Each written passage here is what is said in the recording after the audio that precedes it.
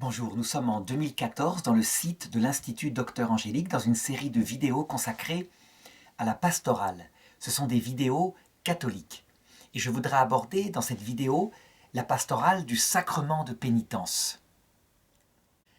Je rappelle que la pastorale est une science pratique qui s'adapte aux cas particuliers, qui sait rejoindre les personnes là où elles sont.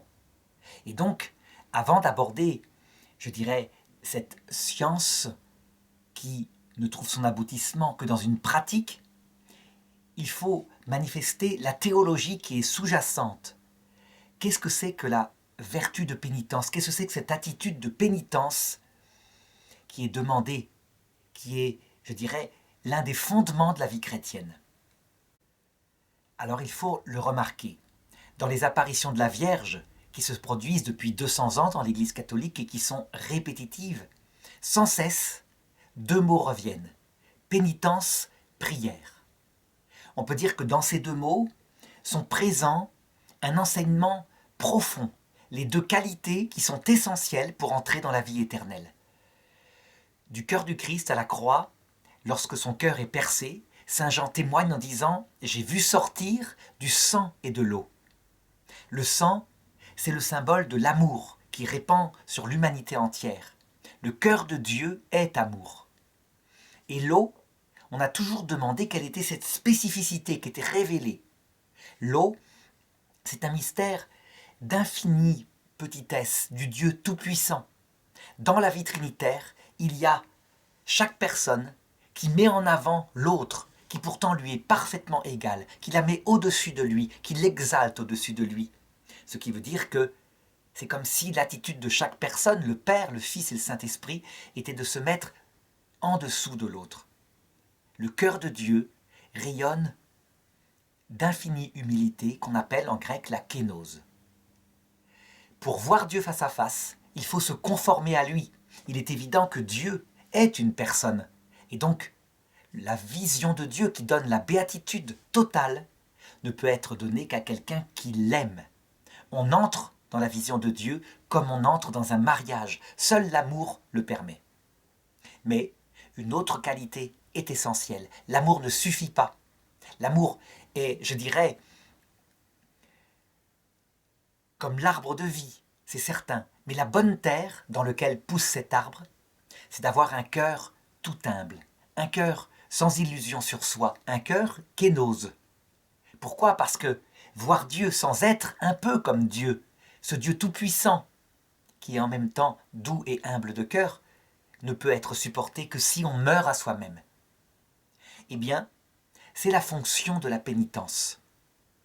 La prière, quand la Vierge insiste, c'est pour développer l'amour de Dieu.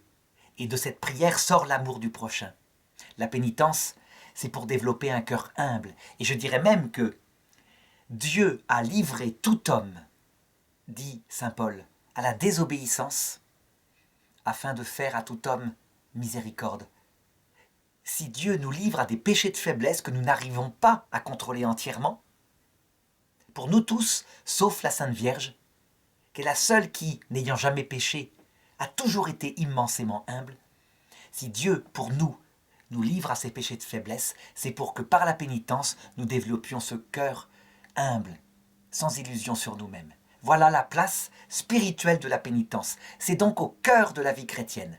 Il faut toujours l'avoir en tête. Le but est eschatologique. Un chrétien, c'est pas seulement quelqu'un qui aime. C'est quelqu'un qui aime sans avoir d'illusion sur lui, qui sait qu'il est égoïste, qui est repentant. Les deux ensemble forment les deux pieds qui font marcher vers la vie éternelle. L'amour, sans l'humilité, peut rendre fier, parce qu'on est vraiment donné à Dieu. L'humilité sans amour peut rendre triste, parce qu'on passe son temps à se regarder. Les deux ensemble, c'est comme ce qui donne la vie. C'est comme le feu et l'eau qui se mélangent pour donner un être vivant qui aboutit à la vie éternelle. Du coup, au service de cela, l'Église catholique a très vite compris que le Christ avait institué ce qu'on appelle le sacrement de pénitence. Les paroles où il dit cela, c'est quand il dit à Pierre « Tout ce que tu liras sur la terre sera considéré comme lié dans les cieux, et tout ce que tu délieras sur la terre sera considéré comme délié dans les cieux. Ça veut dire que Dieu n'a pas fixé la nature du sacrement de pénitence, mais la possibilité qu'il existe. Et avec ses commandements intérieurs, combien de fois dois-je pardonner à mon prochain ? 7 fois, 77 fois, ça veut dire sans arrêt, tant qu'il y a repentir. Donc la pénitence, elle est sans limite parce que Dieu pardonne sans limite. Il y a même des paraboles qui le montrent. La parabole, par exemple, de ce roi dont un serviteur lui devait une somme. Il l'appelle pour qu'il rembourse, et ce serviteur le supplie. « Je ne peux pas rembourser encore, mais patiente un peu. » Et le roi accepte.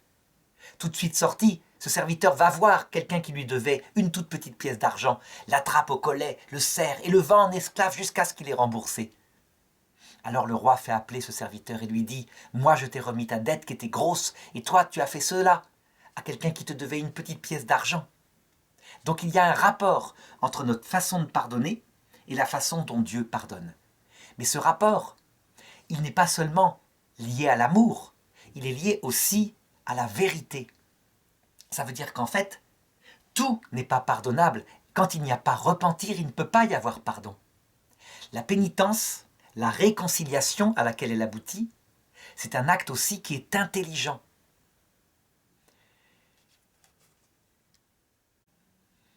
On le voit bien, puisque même Dieu le dit, il y a un péché qui n'est jamais pardonné ni en ce monde ni dans l'autre, c'est le blasphème contre l'Esprit Saint, qui consiste dans le refus froid, calme, lucide du pardon. Une personne qui dit « j'ai raison » et c'est tout. Il n'y a pas de pardon possible parce qu'il n'y a pas, de la part de la personne, de geste qui vient se repentir. Eh bien, cette complexité de l'acte de réconciliation qui implique pénitence, l'Église, peu à peu, va découvrir la richesse des choses. Et donc, il faudrait faire ici une deuxième partie dans cette vidéo qui rappelle un petit peu l'historique de ce sacrement de pénitence. Au départ, l'Église catholique n'est pas consciente qu'elle a tout pouvoir pour l'instituer. C'est le temps des martyrs, à l'époque des Romains. Si bien que, lorsque des graves péchés sont commis, comme par exemple quelqu'un qui a été attrapé par un gouverneur romain et qui a accepté pour sauver sa vie de mettre de l'encens devant une idole, un grand débat se pose dans l'Église. Est-ce qu'il doit être pardonné ? Il vient repentant, il a péché, est-ce qu'il doit être pardonné ? Certains disent non, il a trahi le Christ. Il n'y a pas de pardon pour celui qui associe une idole à Dieu. Et d'autres disent, mais le Christ a dit qu'il fallait pardonner, 77 fois 7 fois. Et en plus, on voit le pardon du culte des idoles jusque dans le livre de l'Ancien Testament, dans l'Apocalypse chapitre 12, où le frère Maccabée fait prier pour des soldats morts au combat parce qu'ils portaient un collier avec une idole. C'est donc que même cela, c'est pardonnable. Si bien que le pape tranchera et dira « On pardonne une fois, mais si quelqu'un retombe dans le même péché, resacrifié aux idoles, il n'y aura plus de pardon. » En fait, le pape de l'époque, dans sa pastorale, n'ose pas appliquer la miséricorde du Christ qui pardonne 77 fois 7 fois, parce que l'impression est que si il y a pardon sans cesse, les gens vont pécher, pécher, repécher, ne vont plus faire attention. C'est le risque, effectivement. Si Dieu est miséricordieux, péchons, il nous pardonnera, nous irons au paradis. Donc, dès le départ, il se met en place cette espèce d'équilibre qui va être partout présent entre la nécessité de se convertir et d'autre part, la miséricorde de Dieu qui pardonne dès qu'il y a repentir. Lequel doit être en avant ? En fait, on va voir dans la pastorale de l'Église, au départ, la vérité, tu as péché, prendre toute la place, et peu à peu, la miséricorde, je ne te condamne pas, je te pardonne, prendre de plus en plus de place, et les choses s'équilibrer, pour trouver le juste équilibre, un petit peu comme le modèle que donne Jésus dans l'Écriture, face à la femme adultère. Cette femme adultère qu'ont amené des pharisiens, et il demande à Jésus, est-ce qu'il faut la lapider ? Jésus écrit quelque chose sur le sol et il dit ceci, que celui qui n'a jamais péché lance la première pierre. tous ces hommes s'en vont. Il reste avec la femme seule.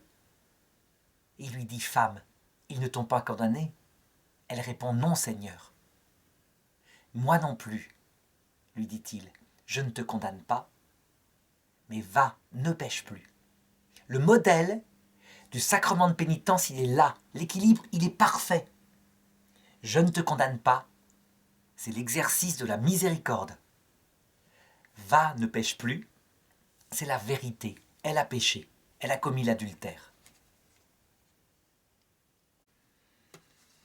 Eh bien, l'Église, dans sa partie latine, mettra 1000 ans pour comprendre, je dirais, qu'elle dispose de trésors de miséricorde et qu'elle doit les appliquer. L'une des personnes qui secoura le plus l'Église par rapport à cela, c'est saint François d'Assise, au Moyen-Âge. À l'époque, lorsqu'on reçoit le sacrement de pénitence, la réparation qu'on doit faire est terrible. Quelquefois, c'est un pèlerinage à Jérusalem. On n'en reviendra pas, on mourra. Et donc, quelquefois, on ne se confesse sacramentellement qu'une seule fois dans sa vie. De même qu'au tout début, on recevait le baptême juste sur son lit de mort, parce qu'on pensait que le baptême seul pardonnait les péchés. C'est ce que fit Constantin, l'empereur. Saint François d'Assise demande au pape la possibilité qu'une indulgence pour les peines du péché soit donnée à ceux qui se rendront à sa chapelle, qu'il a restaurée, la chapelle de Saint-Damien. Et le pape accepte, si bien qu'il y aura ce jour-là la possibilité de se rendre à Saint-Damien depuis toute l'Italie, et on aura l'indulgence plénière pour les peines de son péché, comme si on était allé à un pèlerinage à Jérusalem. Une foule viendra, et saint François d'Assise sera content. Seulement, à la fin de la journée, une vision lui sera donnée par le Seigneur. Il constatera que une seule personne, en fait, n'a eu l'indulgence plénière pour ses dettes de peine. Une vieille femme qui se repentait sincèrement. Et les autres non, parce qu'ils étaient venus avec des calculs dans leur tête. L'accumulation de petits papiers intérieurs pour ne pas faire de peine, de purgatoire en ce monde ou dans l'autre monde. Donc leur intention n'était pas pure et donc ils n'avaient pas reçu l'indulgence, bien qu'ils aient pratiqué matériellement les gestes que demandait l'Église. Mais la femme qui avait le cœur pur, qui entrait dans l'intention du repentir, l'avait obtenu. Qu'est-ce que ça veut dire cela? Eh bien qu'il faut toujours se rappeler que le sacrement de pénitence et que les sacramentaux que sont les indulgences ne sont pas des rituels magiques. Ils n'ont d'efficacité que si la matière est là, qui est le repentir, un cœur repentant, sincèrement devant Dieu. Alors, la matière peut être transformée en pardon et en réconciliation. Donc cette articulation entre la vérité, il y a eu péché, et la miséricorde qui est appliquée, n'a pas cessé d'être approfondie au cours de l'histoire de l'Église. Et parfois avec la même réticence lorsque un pas de plus était franchi. On peut dire qu'au XXe siècle, à la fin du sacrement de pénitence, qu'on pouvait recevoir toutes les semaines, et pour les religieux, parfois plus, la pénitence semblait symbolique. 3 Je vous salue Marie, un Notre Père, un chapelet.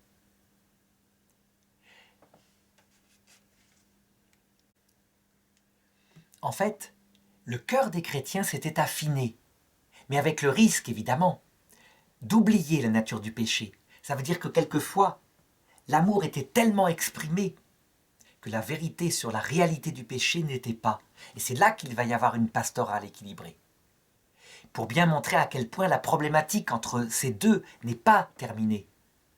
On peut dire qu'au XXe siècle, quand sainte Faustine affirma que le Christ était miséricordieux jusque dans le passage de la mort, il pouvait y avoir repentir, conversion dans le passage de la mort. Donc, que l'arrêt du cœur n'était pas une barrière, comme une tapette à rats, qui fait que quel que soit le repentir dans le passage de la mort, on irait en enfer. C'était l'ancienne théologie. Eh bien, il y eut chez certains théologiens la même réaction qu'avec les fameux lapsi, les relapses dont je parlais tout à l'heure. Certains dirent, alors, s'il y a pardon dans le passage de la mort, si la mort n'est plus un coup près, et après, on a beau se repentir, on va en enfer. Plein de gens vont pécher, et ils vont abuser de la miséricorde. Cette réaction, en fait, était la même que dans le passé. Certains, probablement, raisonneront en abusant de la miséricorde.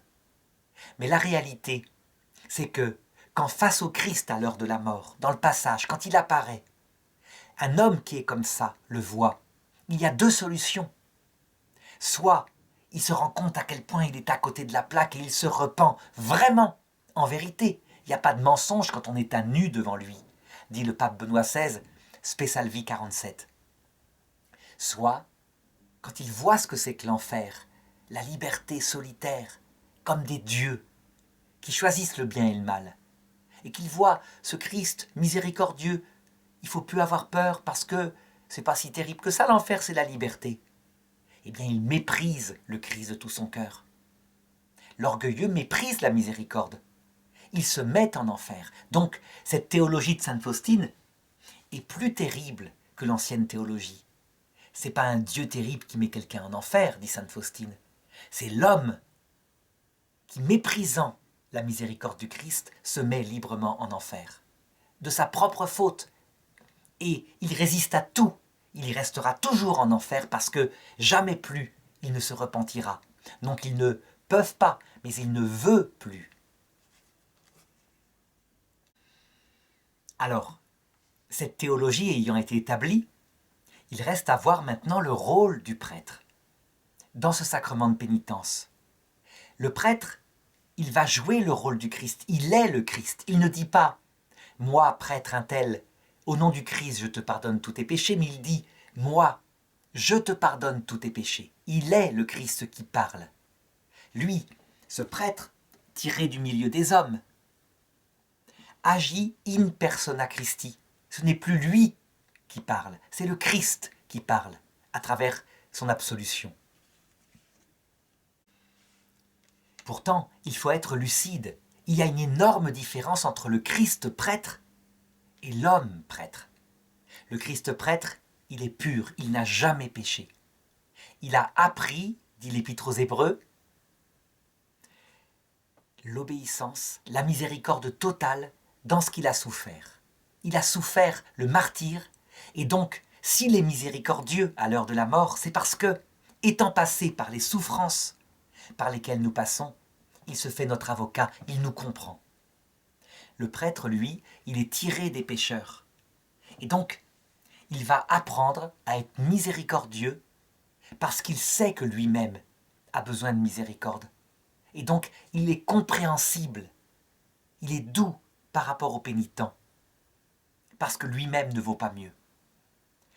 Je me rappelle d'un exemple significatif qui a montré comment Dieu, un jour, a suscité un de mes amis qui est devenu un saint prêtre, véritablement. Ordonné un peu tard, à un moment donné, dans son ministère, il tomba dans une histoire auquel il ne s'attendait même pas. Il tomba amoureux d'une femme. Et ça alla jusqu'au bout. Et puis il se reprit. Il se dit qu'il était tombé dans un piège. Il s'en confessa à l'évêque. Et à partir de ce jour-là, étant tombé,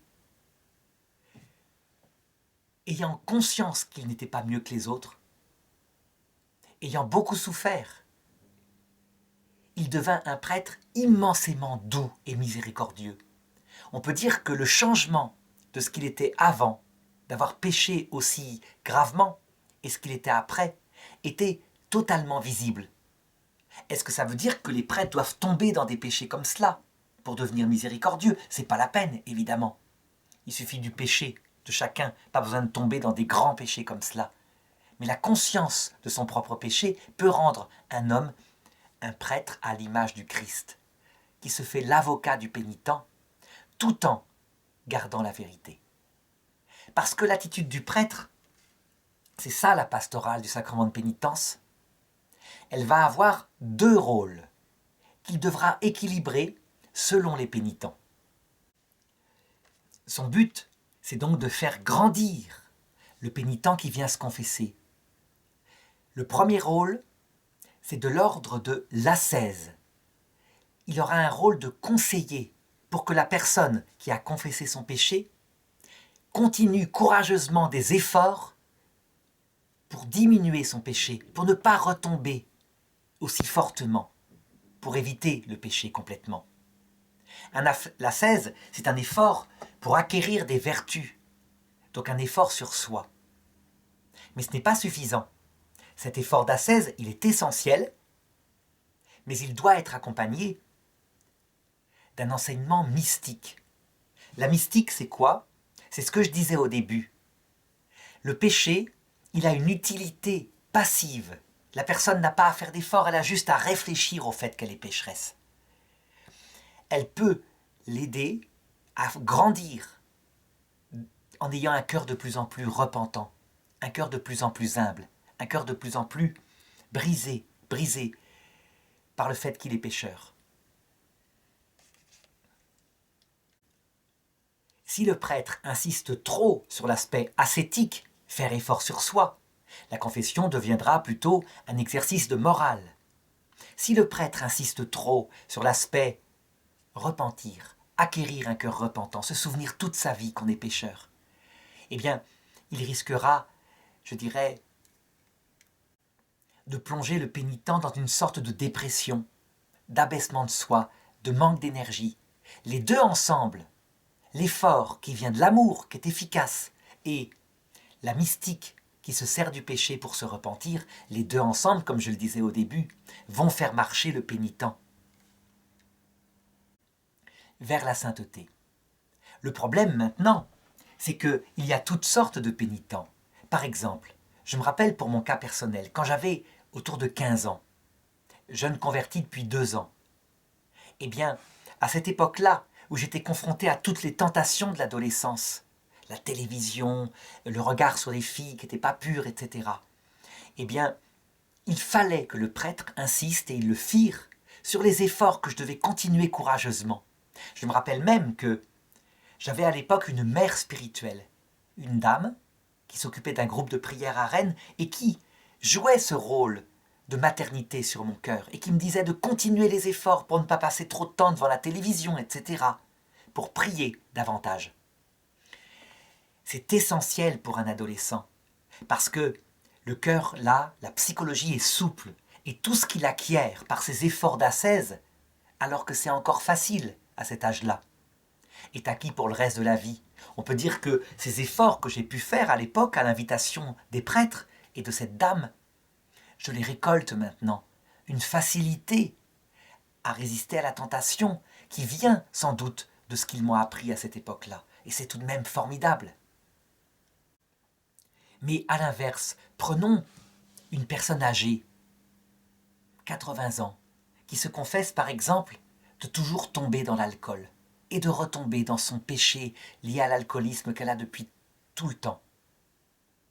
Eh bien, je me rappelle du cas de Sainte Sœur Rosalie, une sœur qui s'occupait des pauvres au XIXe siècle, qui a été canonisée par le pape Jean-Paul II. Un jour, ses sœurs la surprennent, alors qu'elle insistait sur l'ascèse. Il devait faire un effort, ce vieillard, pour ne plus boire. Elles la surprennent en train de lui donner une bouteille de vin.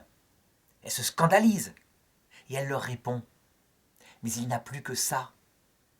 Il n'a plus que ça dans la vie. » Ça veut dire que, à un certain moment, l'effort sur la mystique, le fait que cet homme-là n'arriverait pas à s'en sortir, c'est évident, c'était trop son vice, et à 80 ans, comment changer? Eh bien, elle insistait sur la partie mystique, le cœur repentant. T'es un pauvre homme, mais le Christ t'accueillera tel que t'es. L'effort, là, ça fait des années que t'essayes, t'y arrives pas vraiment. Mais si tu modères ton alcool, ça suffira. Par contre, garde toujours ce cœur repentant. Voilà sans doute ce qu'elle lui disait, sœur Rosalie. Donc on voit, la pastorale s'adapte au cas particulier. C'est donc pas une science théorique uniquement, c'est une science pratique. Il faut le sens des personnes. Cet équilibre n'est donc pas le même au début de la vie spirituelle à la fin. D'où l'importance pour les prêtres de se former en théologie mystique avec Sainte Thérèse d'Avila, de comprendre les différents âges de la vie spirituelle et de la vie psychologique d'un jeune. Les deux jouent, et de l'appliquer intelligemment. Dans tous les cas, je dirais que comme toujours, on peut repérer deux excès qui peuvent arriver chez les prêtres. Le prêtre qui n'est que dans la vérité, qui manifeste la gravité des péchés, excessivement, qui oublie la bonté de Dieu, il se sert du glaive de la parole. Et le glaive tout seul, il tranche, il blesse. Souvent, ces prêtres-là n'ont que l'enfer à la bouche, et pas la miséricorde de Dieu. Dans ce cas-là, ils plongent le pénitent dans la détresse, la peur de l'enfer.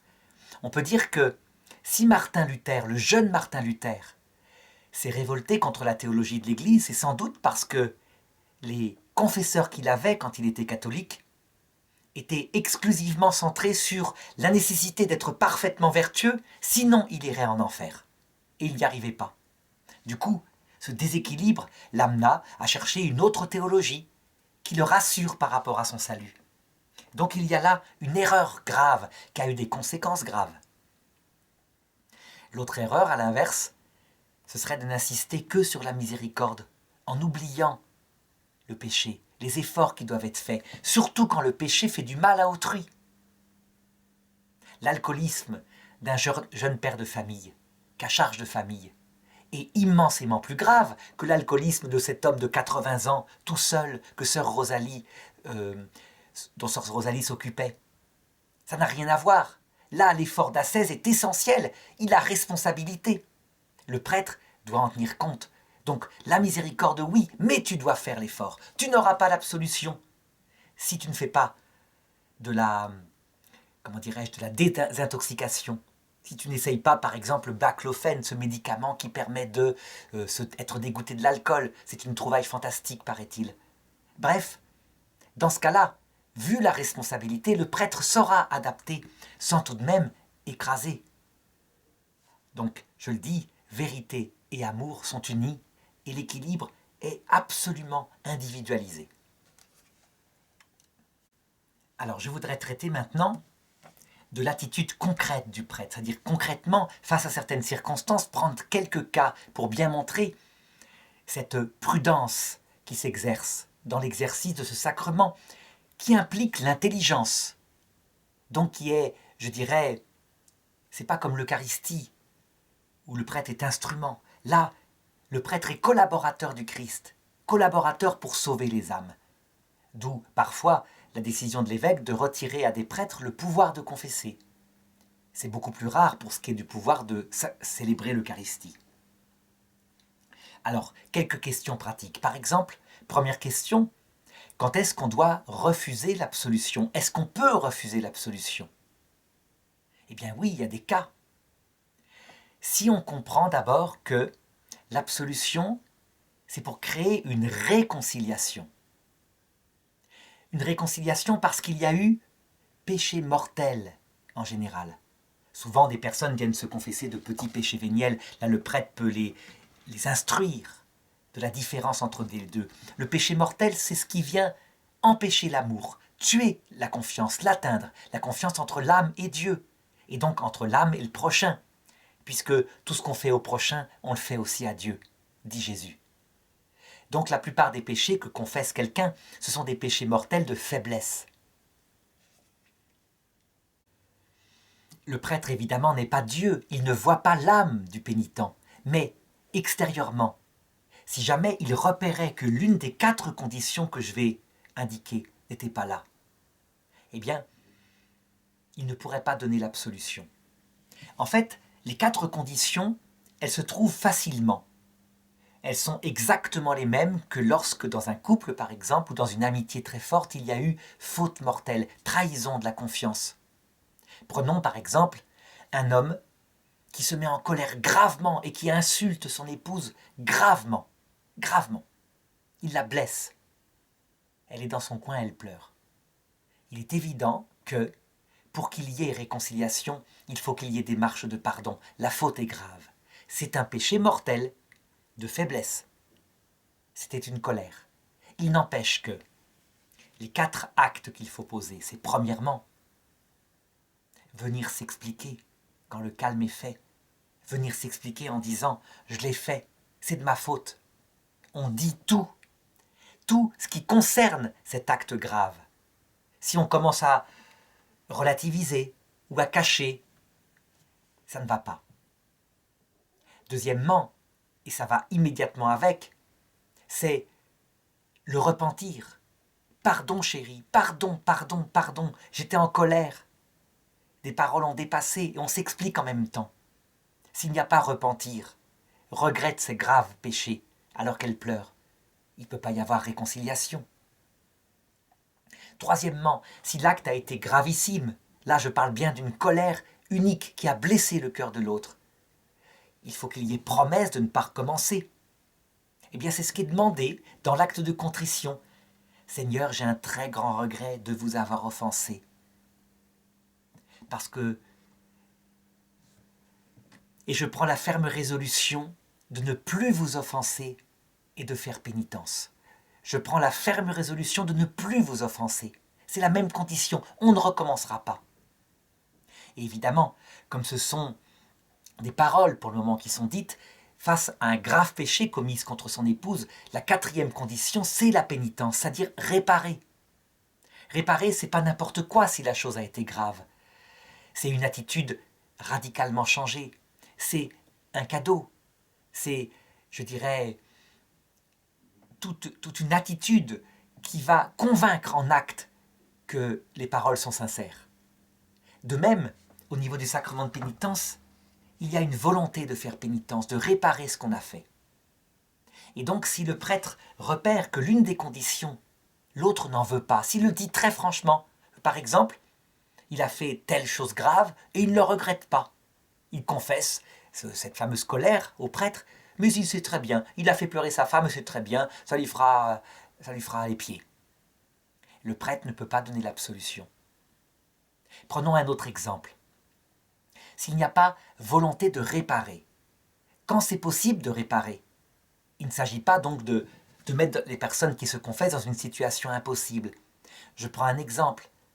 Quelqu'un a volé le portefeuille d'une personne identifiée. Et il l'a quelque part dans sa chambre. Eh bien, je dirais que la pénitence que le prêtre naturellement va donner, c'est de lui dire « Le portefeuille, discrètement, sans te faire repérer, tu le remets. La personne doit le retrouver. Sinon, l'absolution ne sera pas valable. Est-ce que tu es d'accord pour faire pénitence comme cela en réparant? Sinon, l'absolution que je te donnerai ne sera pas valable. Je ne te la donnerai pas d'ailleurs. Dans ce cas-là, il est possible de réparer de cette façon-là. Il y a bien sûr des fois où il n'y a pas possibilité de réparer. Par exemple, si le portefeuille volé a été détruit pour pas qu'il y ait de preuves. Il est impossible de le rendre, évidemment. Mais je dirais que dans des cas comme cela, la vérité étant une partie du sacrement, il y a peut-être façon d'inventer une réparation qui ne fera pas repérer le péché. Comme par exemple, rendre un service gentiment à la personne qui, par ailleurs, ne sait pas qu'elle a été volée. Et c'est une forme de réparation qui ne se dit pas. Lorsqu'il n'y a pas possibilité de réparation concrète comme ça par rapport au prochain qui a été offensé, eh bien le prêtre donnera une réparation spirituelle. Le chapelet pour la personne à qui on a fait du tort. Ou pour Dieu, un chapelet offert simplement pour fréquenter Dieu et se réconcilier avec lui dans le cœur à cœur de la prière. Ces 4 conditions sont donc essentielles. Par exemple, un prêtre ne peut pas donner l'absolution pour un crime qu'on va commettre. Une personne qui viendrait se confesser du fait qu'elle va tuer une autre ou qu'elle va voler. Évidemment, pas d'absolution possible dans ces cas-là. Il est évident qu'il n'y a pas de contrition si on se promet de faire dans le futur le péché. Et il y a plein de cas comme ça qui sont du bon sens. Donc toujours se rappeler que l'attitude envers Dieu suit la nature. Et donc c'est la même chose que dans une réconciliation avec son prochain. Alors deuxième question, que peut faire le prêtre face à une personne qui confesse un état permanent dont elle ne peut pas sortir? Pour bien manifester ce que je veux dire, voilà. Imaginons un criminel en prison qui confesse au prêtre qu'il a poignardé quelqu'un. Il l'a tué. L'acte est gravissime. La pénitence devra être en rapport. Et d'ailleurs, la société lui applique une pénitence. Mais là, dans ce cas-là, si la contrition est sincère, totale, la volonté de réparer, par exemple en payant les indemnités civiles à la famille de la victime, sont sincères, qu'il les paye, qu'il travaille pour cela, l'absolution, elle vient, elle peut venir. Et pourtant, l'acte est gravissime. Mais imaginons qu'une personne confesse la chose suivante. Elle a été abandonnée par son mari, et parce qu'elle avait des enfants, elle ne voulait pas qu'il soit sans père, elle s'est mise avec quelqu'un d'autre. L'attitude du prêtre, là, est compliquée. Il faut bien comprendre. En fait, la personne qui a fait cela, le pape Jean-Paul II demande au pasteur de bien comprendre que son état est certes incompatible avec l'appel de Jésus à la fidélité au meilleur et au pire, mais qu'il n'est parfois même pas un péché. Ça veut dire que cette personne-là n'a pas trahi un amour, l'amour a été trahi par un autre. Et ensuite, pour faire le mieux, par exemple là, pour que les enfants aient un père, elle a choisi de se remettre avec un compagnon à qui elle a fait une promesse de fidélité. Dans une situation comme cela, le pape Jean-Paul II le manifeste, il faut discerner. Et pourtant, il ne peut pas y avoir absolution sacramentelle. Pourquoi ? Parce que l'appel du Christ, c'est que le mariage est un sacrement, un signe de la façon dont Dieu aime notre âme. Il nous reste fidèle même lorsque nous trahissons. Et donc il nous appelle à rester fidèles à notre conjoint qui nous trahit. Ce qui est une vocation surnaturelle, mais pas sous peine de péché. Sous peine, je dirais, de ne pas réaliser pleinement, comme signe visible, ce que Dieu fait. Pourtant, comme les sacrements sont liés à la vie chrétienne, l'absolution ne peut pas être donnée. Donc, le criminel qui a poignardé peut recevoir l'absolution s'il se repent, et une femme qui a fait du mieux possible ne peut pas la recevoir, parce qu'elle ne peut pas changer d'état. Est-ce que le prêtre peut lui demander de quitter cet homme qui a assumé ses enfants, à qui elle a fait des promesses ? Certains prêtres disent « oui, elle est en état d'adultère, donc de péché mortel ». Ces prêtres-là n'ont pas de jugement, ils se trompent. En fait, Jésus le manifeste lui-même avec l'histoire de la Samaritaine. Il lui dit « tu as eu 5 maris et l'homme avec qui tu es maintenant n'est pas ton mari ». Et il ne peut pas lui demander de quitter ce 6e homme. On ne sait pas pourquoi, mais il ne lui demande pas, et sans doute parce qu'elle lui a fait des promesses. Quitter ce 6e homme ? Mais c'est faire une 6e trahison. Et de même, la femme dont je parle maintenant, dans cette situation, quitterait cet homme qui s'est dévoué pour elle et pour ses enfants ? Non, elle ne peut pas le quitter. Alors évidemment, le cas est tout à fait différent, dit le pape Jean-Paul II, d'un homme qui, vivant avec une femme, dans un sacrement valide, la plaque pour partir avec sa maîtresse, l'abandonne, la laisse avec les enfants. Le cas de celui qui a fait ça est tout à fait différent. Il y a là péché mortel au sens propre du terme. Et on voit bien que l'attitude du prêtre, si cet homme vient se confesser, elle n'est pas du tout la même. Alors on raconte que Padre Pio, qui fut confronté à un cas comme cela, refusa l'absolution à la femme qui était venue le voir en confessant cette chose-là, jusqu'à ce qu'elle se repente. Et il lui dit « si tu restes avec cet homme, il mourra, et toi tu te retrouveras seul, et tu mourras dans la misère. » Il lui annonçait l'avenir. Et elle pleurait, elle était amoureuse, elle n'y arrivait pas. Et le lendemain, il la reçut de nouveau, et elle décida de quitter cet adultère. Seulement, elle dit à Padre Pio avant de le quitter, ayant pris cette ferme décision, ayant reçu l'absolution, « Vous m'avez abandonné cette nuit dans les larmes. » Et Padre Pio lui répondit, « Mais j'étais avec toi tout le temps, c'est moi qui t'ai inspiré de faire cela. » Cette pastorale de Padre Pio, de Saint Padre Pio, est-ce qu'elle doit être appliquée tout le temps face au cas que je viens d'indiquer, donc un homme gravement adultère, coupable de l'adultère et qui a quitté sa femme, qui est avec une autre. C'est pas si simple. Quand c'est possible que ça vienne se faire, bien sûr. Mais lorsque, de son côté, la femme s'est remise en couple, que, de leur côté, ils se sont fait des serments, que l'autre, la nouvelle, celle avec qui s'est mis, qu'ils ont eu des enfants avec. Ce n'est pas si simple. Ça veut dire qu'en fait, on voit que tous les cas existent. Tous les cas complexes de la vie humaine existent. Et que, face à ça, le prêtre, il y a une chose qui est certaine, c'est qu'il y a un état permanent, dans tous les cas, qui fait qu'il ne peut pas donner l'absolution. La personne vit comme cela, il ne peut pas donner l'absolution. Elle est dans un état permanent contraire. Par contre, et c'est là que c'est essentiel à comprendre, il ne peut pas donner l'absolution sacramentelle, mais il reste une arme pastorale dont il dispose pour le bien de ces personnes. C'est la confession au Seigneur directement, la confession intime, le cœur contrit. Cette spiritualité est décrite dans l'Écriture à travers l'attitude de ce publicain. C'est en Luc chapitre 18, verset 13.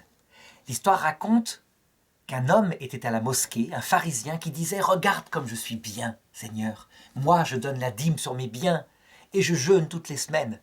Je ne suis pas comme ce type derrière. » Et derrière, il y avait un publicain, donc un collecteur d'impôts pour les Romains, qui, visiblement, ne pouvait pas quitter son métier de collaborateur des Romains, donc de traître à son peuple, peut-être parce qu'il en vivait, mais qui, les yeux baissés, disait « Prends pitié de moi, Seigneur, je suis un pauvre type.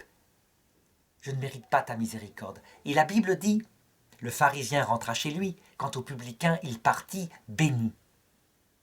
Cette attitude du publicain fonde ce qu'on appelle la spiritualité du publicain et concerne les personnes qui ne peuvent pas sortir d'un état contradictoire avec la réception du sacrement de pénitence. L'Église manifeste une pastorale qui est adressée à eux, une pastorale qui consiste à recevoir la grâce sans passer par la réception des sacrements. Ils sont pourtant invités à se rendre à la messe, à assister aux offices, à prier avec la communauté. Ils ne sont pas excommuniés, mais ils n'ont plus accès aux sacrements. Comment vont-ils recevoir la grâce ? Mais parce que Dieu n'est pas esclave des sacrements. Les sacrements sont une aide sensible, adaptée à la sensibilité de l'homme. Pour eux, la réception se fera directement, d'âme à âme. Pour le signifier, une pastorale a été inventée dans certaines paroisses. Certaines personnes, divorcées, remariées, s'avancent à l'Eucharistie, ne peuvent pas la recevoir, ont les mains croisées comme cela, et reçoivent du prêtre une bénédiction, mais pas l'Eucharistie. Pour signifier que l'appel du Christ, c'est la fidélité. Pour le premier mari, quelquefois parti depuis longtemps, quelquefois adultère, lui, gravement par un péché mortel. Mais que, parce qu'elles ont une attitude humble, qu'elles ne communient pas, la grâce de Dieu vient dans leur cœur. C'est une pastorale essentielle à développer. Et si elle a été perdue à certaines périodes, c'est parce que on a trop insisté sur le caractère central des sacrements, en oubliant, avec sainte Thérèse d'Avila, que c'est l'oraison du cœur, la vie intime avec le Christ, le but des sacrements. Alors une autre question pratique, la confession et le pardon des péchés en cas de danger de mort. Est-ce que, en cas de danger de mort, la confession est réservée aux prêtres? Et s'il n'y a pas de prêtre, que se passe-t-il? En réalité, ce qui est réservé aux prêtres, c'est la possibilité de donner l'absolution avec sa forme sacramentelle. Il faut être ordonné avec les ordres majeurs, donc prêtre ou évêque. Même le diacre n'a pas ce pouvoir.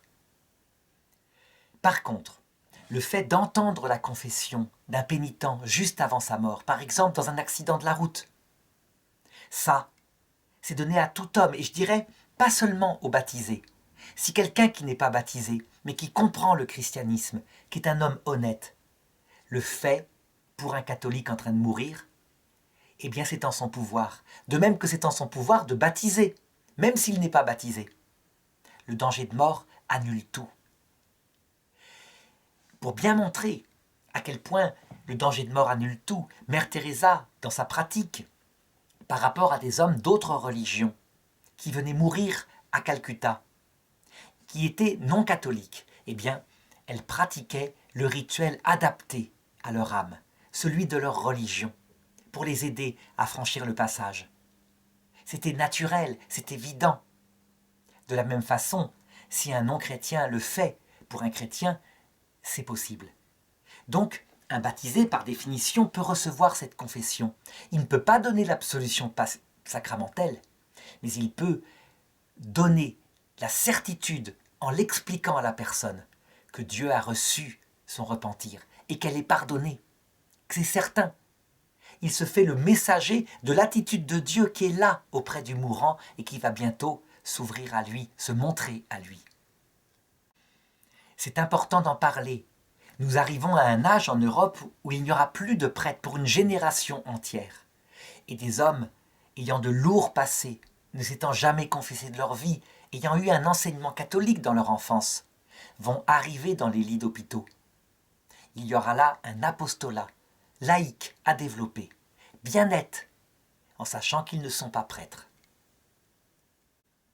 Mais que Dieu, évidemment, n'est pas esclave de la forme sacramentelle du pardon.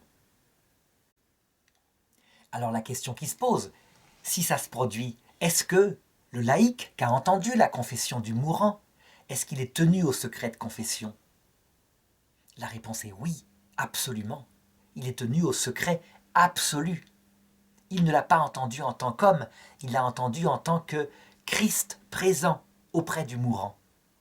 Et donc, jamais rien ne doit sortir de sa conscience. Ce n'est pas lui qui a entendu, c'est le Christ. Et justement, à propos de ce secret de confession, qui est absolu, au point que, si un prêtre le trahit, il est excommunié ipso facto, lete sententia, comme dit la formule latine. Ce secret de confession, eh bien, il faut le confronter à certains cas de conscience. Donc d'abord, premier point qu'il faut rappeler, il ne doit jamais être trahi. Le prêtre qui a reçu la confession n'a rien reçu comme individu humain. C'est le Christ en lui qui a entendu tout. Et c'est le Christ en lui qui a donné l'absolution sacramentelle. Et puis, ensuite, il y a le concret. Le concret, c'est que le prêtre, il entend. Et imaginons le cas terrible suivant, d'un homme qui confesserait un crime terrible, et une autre personne est en prison pour ce crime, et va être éventuellement exécutée. Évidemment, face à une chose comme cela, la première chose évidente, c'est que le prêtre ne peut pas donner l'absolution. Parce que l'une des 4 conditions dont je parlais tout à l'heure, la pénitence, la réparation, n'est pas en acte. Comment un homme peut-il demander l'absolution à Dieu alors qu'un autre, un innocent, paye pour lui? C'est contradictoire, bien évidemment. Donc, première chose, c'est que le prêtre, il doit dire à la personne non pas forcément de se livrer, sauf si c'est un criminel récidiviste. Là, je ne vois pas comment faire autrement. Un pédophile, violeur. Comment faire autrement que de lui demander de se livrer, s'il est honnête? Et je raconterai tout à l'heure une anecdote qui l'illustre. Mais lorsque c'est un crime ponctuel, eh bien d'une façon ou d'une autre, de prouver au juge, à la police, que l'innocent qui est en prison n'y est pas. Et sans se livrer, d'accord. Mais par une preuve, par une lettre, mettons, qui indique des détails du crime, qui prouve que l'innocent n'est pas coupable. De toute façon, il faut absolument, je dirais, réparer de cette façon-là. L'anecdote que je voulais raconter, pour bien montrer qu'il arrive que des gens, vraiment, sont sincères. Je me rappelle, il y a à peu près 25 ans de ça, j'ai fait un stage à l'Arche de Jean Vanier, quelque part, et un éducateur qui s'occupait des handicapés s'est confié à moi en disant que toutes les nuits, il abusait de certains malades, sexuellement. Il faisait donc des actes, c'était des enfants particulièrement, de pédophilie, grave. Et tout le monde lui faisait confiance. Personne n'aurait pu imaginer ça. C'était un cas de conscience terrible. Je ne suis pas prêtre. Mais il s'était confessé parce qu'on avait parlé de Dieu. Et je me rappelle lui avoir dit, si vraiment tu es devenu, par rapport aux conversations qu'on a eues, honnête devant Dieu, si vraiment tu es devenu comme ça, tu dois te livrer à la police. Eh bien cet homme le fit. Il se livra à la police sur cette instigation. Et ce fut fantastique. Le problème, évidemment, c'est que la police vint avec tous les gyrophares possibles. Il fut arrêté publiquement devant tout le monde, menottes au poing. Il fit 3 ans de prison. Alors qu'il s'était livré lui-même. Il aurait peut-être fallu plus de discrétion. En même temps, les crimes étaient graves, ça se comprend. La question qui pouvait se poser, c'est imaginons qu'il ne se soit pas livré à la police. Je n'étais pas prêtre, c'était donc pas un vrai secret de confession, même si ça avait été reçu finalement un peu dans un cadre chrétien. Dans ce cas-là, en ce qui me concerne, n'étant pas prêtre, je pense que, à cause des enfants, je devais le livrer à la police. Je devais parler, faire ce qu'il ne faisait pas lui-même. J'en suis convaincu. Des graves actes comme ça, on ne peut pas les laisser faire.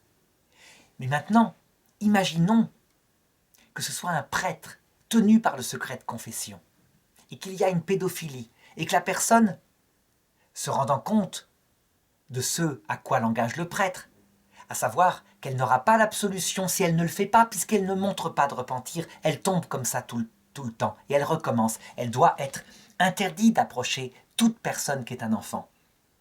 Qu'est-ce que fait le prêtre? Est-ce que le prêtre doit trahir le secret de confession? C'est une vraie question. La question qui se pose en fait, c'est ceci, très très nettement. S'il trahit le secret de confession, il n'est plus prêtre. Il reste ordonné prêtre, mais il n'est plus prêtre.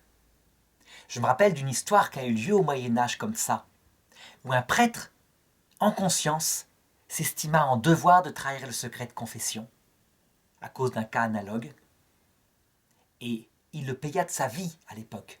Ayant trahi le secret de confession, mais ayant empêché un crime, il fut exécuté. Et la question qui se pose, c'est, ce prêtre qui fit ça en conscience face à un grave crime, a-t-il bien fait?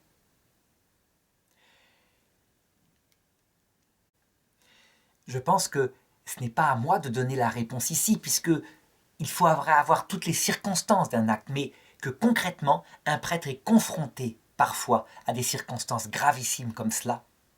Et parfois, comme ce prêtre du Moyen-Âge qui mourut, il faudra peut-être accepter de mourir pour sauver des vies. Tout est là, toute la question est là. Mais je ne me prononce pas.